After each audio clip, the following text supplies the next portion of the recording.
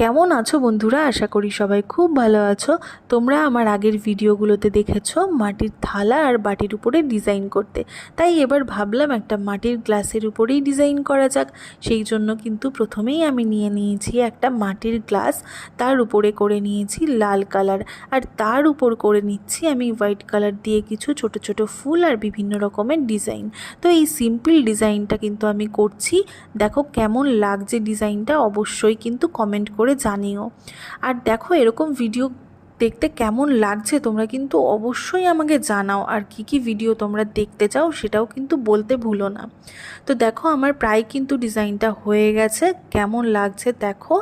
এই দেখো আমি করে ফেলেছি, আমার কমপ্লিট করে ফেলেছি আমার ডিজাইনটা।